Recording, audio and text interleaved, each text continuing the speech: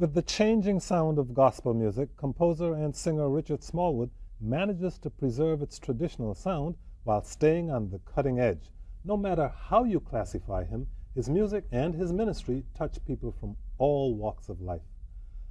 Welcome, Grammy Award winning artist Richard Smallwood. Well, I should say welcome home. Thank you, Kojo. I appreciate it. It's good to be home. Of Howard University. Let me go back a little bit, because when I was a baby, I know my mother said, I said goo goo gaga, and then I said da da. Okay. It's my understanding that when you were in the crib, you didn't do goo goo gaga. You were a humming baby? Right. My mom says that I was a humming baby. And of course, being a pastor's son and being in church 24/7 just about, that's all I remembered was the hymns and the songs that were sung at the church. So they would put me in the crib and I would hum. And first my mother thought that she was losing her mind, or either she had an alien baby. But that was her first hint that music was going to be something that I loved dearly. And when your father heard it, he said, give the boy a piano. Yeah. Piano. They got me a toy piano when I was about 3, I guess. And I wasn't able to pick out the melodies, but I would bang out the rhythms on the keyboard and hum. So that's And the rest, as they say, is history. But by the time you were 5 years old, you were actually playing the piano by ear. Yeah, I was. As I got old, I climbed up. My father had a piano. I climbed up on the stool and began to pick out melodies that I would hear and then add harmonies. So it was just sort of a natural progression for me. By 7, you were formally learning music. Yeah, I was playing for church, and I started piano lessons around 7 years old. By 11, you had your own gospel group? Yeah.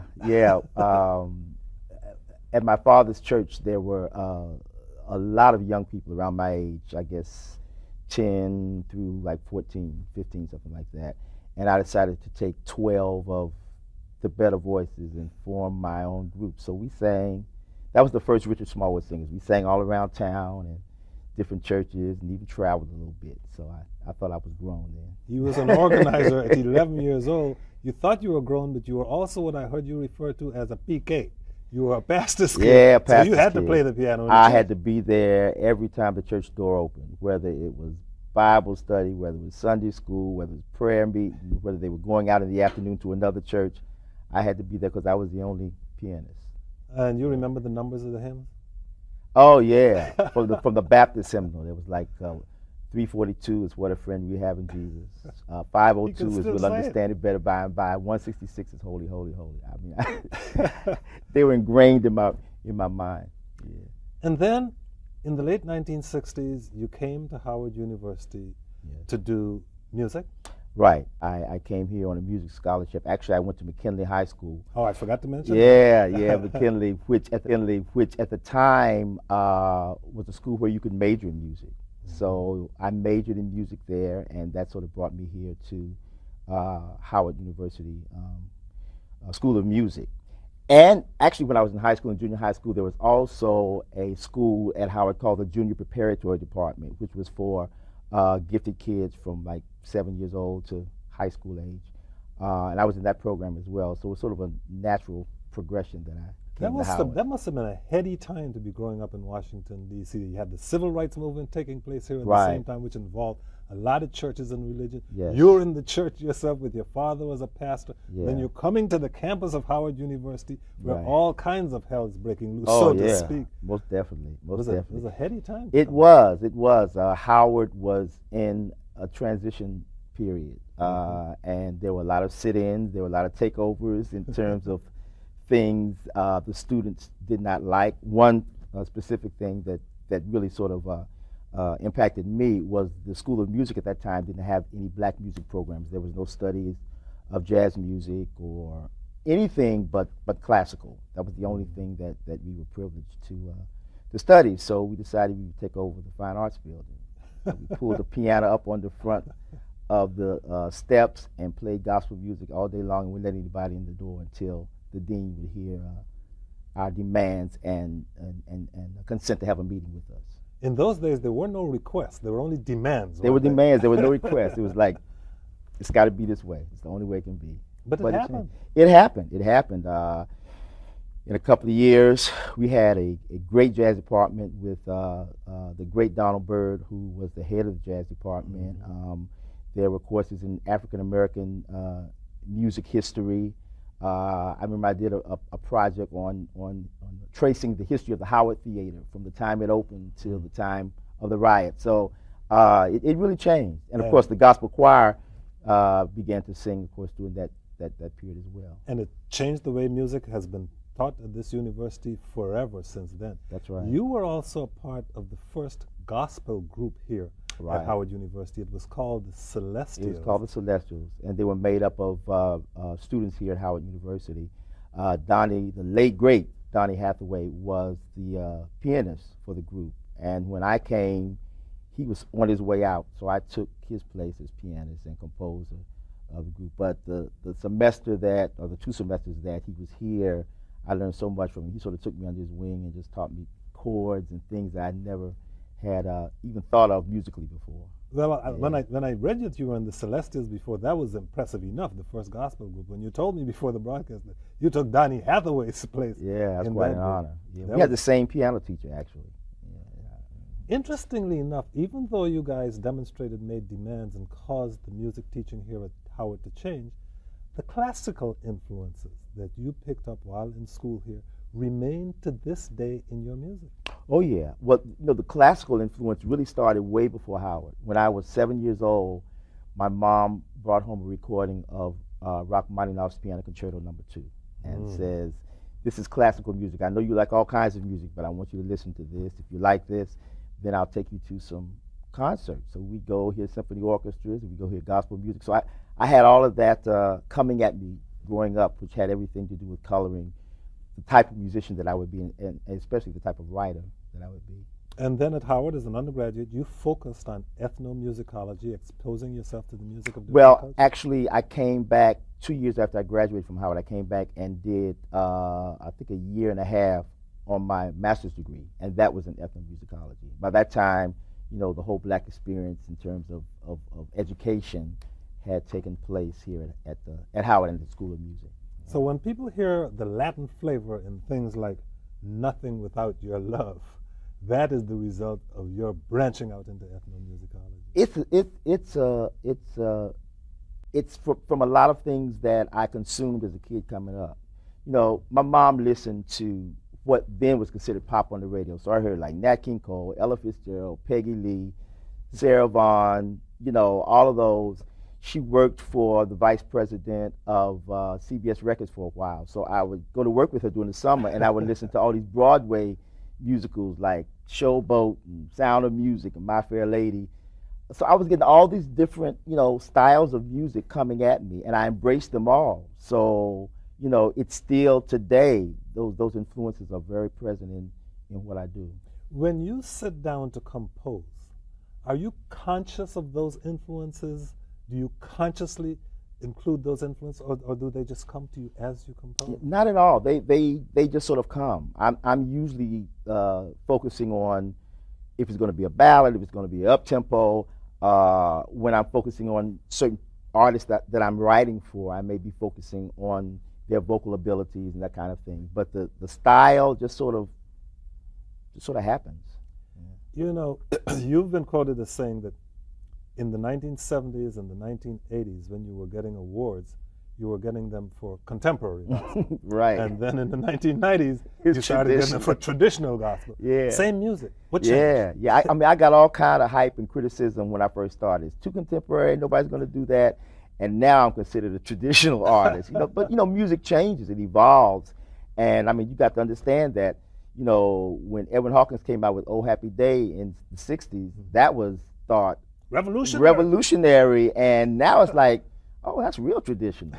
So the music of today, like Kirk Franklin and others, 20 years from now, that'll be traditional. So it just continues to evolve. As a composer, what do you think of the use of sampling in gospel music today? I don't have a problem with it as long as the composer is paid. The original composer. The original composer is paid. I have no problem with it whatsoever. I really love the way the music is going today. I think I don't have a problem with the trappings or the musical package. My main concern is that the message is not diluted, and that's the most important thing. Let me read a quote from you. Here's Richard Smallwood. Music does not stay the same. I think the church falls down because we've tried to put God in a box. We've tried to say he can work only if it sounds like this or looks like this. I believe the God we serve is so awesome and so magnanimous that we can't even begin to imagine how he works. I believe he raises up artists and music styles that will reach others that I may not reach. Most definitely, most definitely. I mean, you got to understand that as you look around today, there are kids who've never seen the inside of a church. I mean, their parents never saw an inside of a church. So you have to reach people from where they are. You may not be able to reach them with Amazing Grace or Mahalia Jackson or somebody else that my mother came up on. But as long as the message is the same, I'm not really concerned if it sounds like hip hop or R&B or whatever. I just think that the message needs to be clear, and it has to be something that gets the ear of the listener. You know, when you emphasize the message, given the stellar composer that you are, the award-winning composer that you are, when you when you say that the message is the most important thing, it suggests to me that there are others who might sometimes lose track of that and get so caught up in their own style of music that they begin to associate that with the one and only style that God wants, when in fact, ultimately, the message is the thing. The message is the most important thing. And I think, you know, historically, especially when music became, gospel music became sort of on the cutting edge in terms of style, a lot of record companies wanted to dilute the message so they could have what they call crossover, you know, and it could be played on, you know, radio stations and it wouldn't be offensive, you know, to anyone. So instead of saying God, you would say you, or instead of saying, you would say baby, but you would say, you know, your smile is wonderful and I love you. I can sing that to my girlfriend. I mean, who am I talking about? You know what I'm saying? Right. Call a spade a spade. It's going to be secular, which I have no problem with. I have no problem with a good love song, but let's call it what it is. And I think as a minister and as music been my ministry for so long, the message has to be concise and clear. Did you ever doubt at any point during that phase when they were trying to water down the message in order that the music could cross over? Did you ever doubt at any point that the message would continue to drive the music? It was scary for a while, I think. I think it was scary for a while. I remember a big gospel song that came out, I guess it must have been in the 80s. It was by a gospel artist, and it was played on, you know, all the stations, secular as well. And I had a friend of mine who was not in the church, and the song came on one day, and he said, "What kind of song is that?" So I said, "It's gospel." And he said, "Well, what makes it gospel?" So I said, "Well, the artist, you know, who sing it, they're gospel artists." He said, "Yeah, but, you know, sounds like a love song to me. I mean, you know, I could take my girlfriend out to dinner, and, you know, with that playing on the radio, and, you know, make romance or whatever." And I'm like, he has a point, you know, and that really sort of brought home to me that it's so important that we are clear about who we're talking about and what we're talking about, because ultimately that is the message that's going to help people and make a difference in their lives. You have performed all over the world. You were a part of the first black gospel performance in the Soviet Union. You have produced for a variety of people in a variety of locations. Is there a difference in how the message was received in the Soviet Union, which at that time was a communist country which did not really acknowledge the existence of a God, and the way the music is received if you happen to be doing it at Jericho House of Prayer? Yeah, it definitely was a difference. We had an interpreter who basically would begin to interpret whatever song we were getting ready to sing before we sang it, and you know. But the thing is that music is universal, and it does not need an interpreter. There's something about music that touches the spirit. And I remember many nights we would be singing, and the audience would just start standing up and crying, you know, and sometimes they would rush the stage. And I remember several people asking me, you know, why is it that we feel this way? You know, a rock band opened up for us in Russia, like a heavy metal rock band. You know, that was our opening act. You know, and we traveled like from city to city. And I remember one evening, the leader of the rock band came to me and said in broken English, he said, Richard, why is it when I sing, I feel bound, but when I hear you sing, I sense freedom? And that was a way to really explain what we were singing about and to really make a difference in people's lives. And we made great friends over there, you know, and it was a great opportunity. And that's what ministry is all about. Communicates it all over the world. Back in 2001, when you performed at Jericho, your mother had been ill at the time. Yeah. And when you were doing your first, you always do a piece at the piano where you solo. At that time, she stood up and you indicated that if she'd have been feeling better, she would have run. She would have run. Yeah, actually, she was in a wheelchair, but she began to just shout and she began to cry out. And you know, my mom sacrificed so much for me during my childhood. And I knew a lot of the challenges that she faced, and having to play that and hear her rejoicing in the background is probably one of the hardest things I've ever had to do, because I didn't want to break, but there were a couple of minutes I was like, I'm not going to be able to make it through, because I knew her pain, and I also felt her joy that she had overcome so many obstacles and so many adversities. Isn't it amazing when you have performed for presidents and kings and queens and others in all kinds of settings, and you come home and your mother's in the audience? That's the only time you really get nervous. Yeah, because I mean, it's like, Mom will tell you, you were a little off tonight, weren't you, baby? So, and my mother was very articulate, and she was very demonstrative, and she would let you know, you didn't sound too good tonight, maybe, so I was like, I got to do my best, because she's going to let me have it if I don't.